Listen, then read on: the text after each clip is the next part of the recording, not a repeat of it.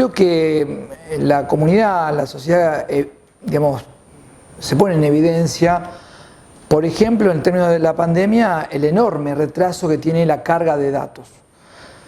Digo, para tomar un ejemplo concreto, la comuna de Correa informa a diario y está llegando a un volumen de 73 infectados que tenemos en el pueblo.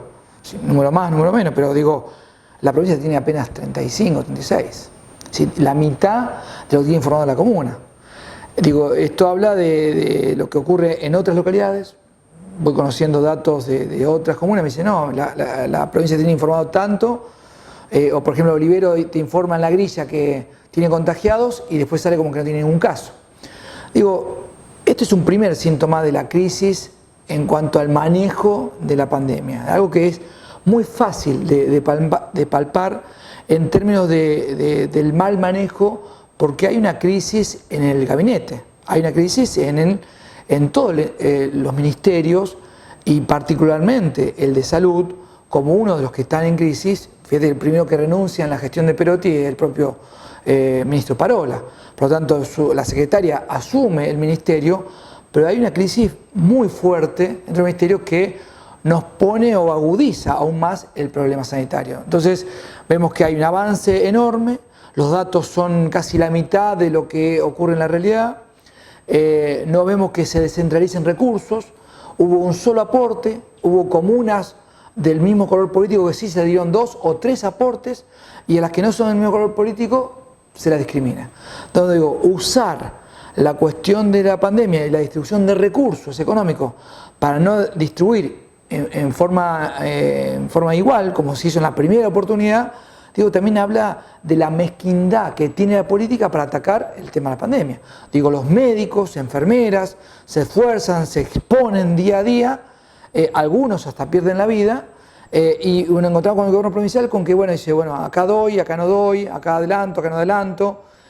Me parece que hay un desorden, hay una falta de claridad en cuál es el plan sanitario para abordar el problema de la pandemia del COVID. No le hemos encontrado en estos 10 meses de gestión un acuerdo con algunos dispositivos tecnológicos que permita la llegada. Hoy la fragmentación en términos de inclusión educativa es muy fuerte. Digo, yo lo veo semanalmente cuando tengo la posibilidad de estar en contacto con los alumnos de séptimo grado en ambas escuelas, y bueno, frente a la virtualidad, casi el 50% de los niños o niñas no participan en las clases virtuales. Sí, después, cuando se enviamos por el WhatsApp, responden y nos devuelven parte de esos trabajos, parte de esa tarea, pero frente a la clase, frente a un Google Meet, frente a un Zoom, frente a la sala de WhatsApp, nomás, que es lo más sencillo, lo más fácil para que por lo menos 14 alumnos puedan participar, también ahí se le generan algunas dificultades. Entonces, frente a esto, el Ministerio no ha encontrado un mecanismo para hacer un acuerdo con cualquier. Digo, puede venir a Correa y dice, hace un acuerdo con el cable local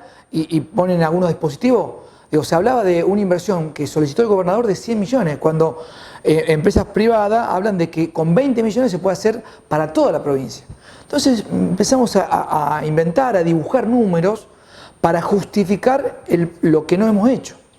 Entonces, frente a esa desigualdad en la inclusión educativa, nos encontramos con que hubo experiencias muy importantes en años anteriores. El vuelvo a estudiar desde la virtualidad ha sido una herramienta que ha posibilitado que muchos jóvenes y adolescentes puedan eso de volver al estudio secundario.